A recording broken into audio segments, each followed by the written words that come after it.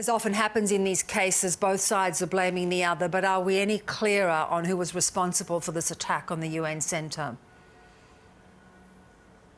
Well, Bev, certainly UNRWA, the United Nations Relief and Works Agency, believes whose facility it was, believe it was the Israelis.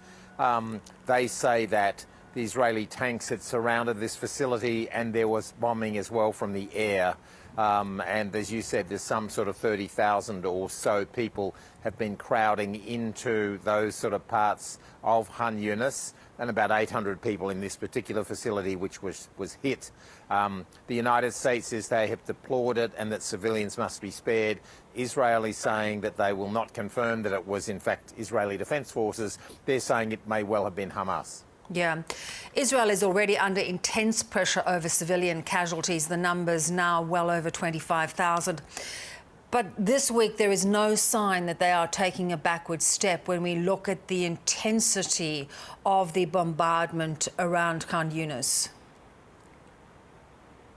That's right. Israel is clearly defying the wishes of the United States, and they have been for several weeks now. It's been many weeks since Antony Blinken, Secretary of State, President Biden himself, had stressed, in fact, almost 2 months ago we talked about it with you on this program. The US was saying that you must change the way you're prosecuting this war to Israel. There were simply too many being killed. In those early weeks, there were as many as 1,000 children every week being killed by Israeli bombing. Now, Israel has shown with Hamas or Hezbollah people in Lebanon or other places that they are the best in the world at those targeted killings. They've done that in the last 2 or 3 weeks in Beirut in particular. So I think the United States' view is, why do you need to be killing so far and wide as many civilians as you are? Why can't you be more targeted? If you're going after Hamas commanders and militants and their leaders, why can't you actually pick them off? Yeah. John, it's been a deadly week for the Israeli Defence Force as well. I know you've just come back to Israel. What is your sense of whether domestic pressures are building on Benjamin Netanyahu? Of course, the issue of the hostages remains a major problem. That's right.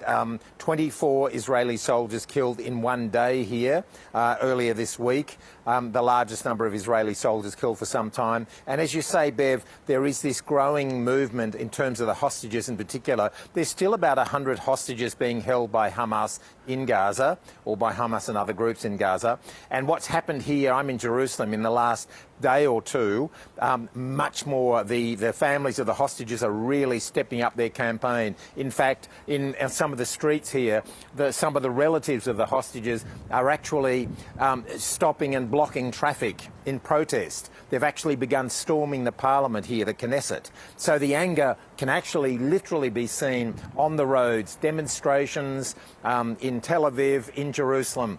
And a lot of those families are just saying too little, too late has been done. They believe that the priority early on should have been to get those 240 hostages out.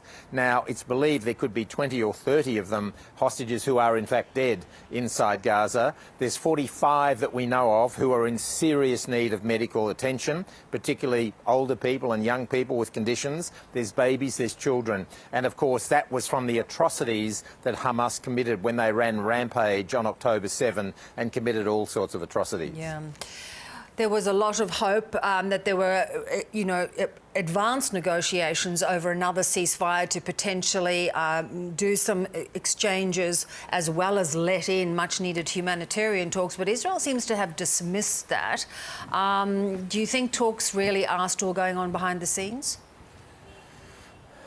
There's a lot going on behind the scenes, Bev. There's a lot of back channels going on. The Israelis, it appears, have suggested a 2-month ceasefire in return for all hostages, all 100 remaining hostages, to be released, and they would then have a 2-month ceasefire.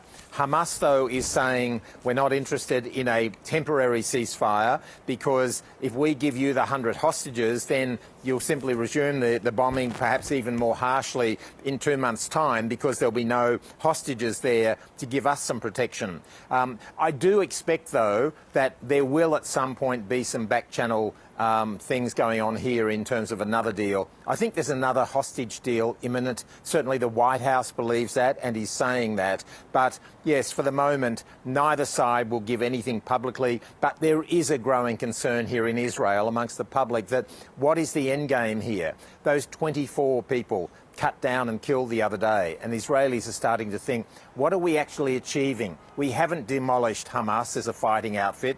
We haven't really killed any of their top commanders. We certainly haven't killed their chief commander, Yahya Sinwar. So what are we actually trying to do? And yet we're losing 24 of our youth who were killed as soldiers the other day.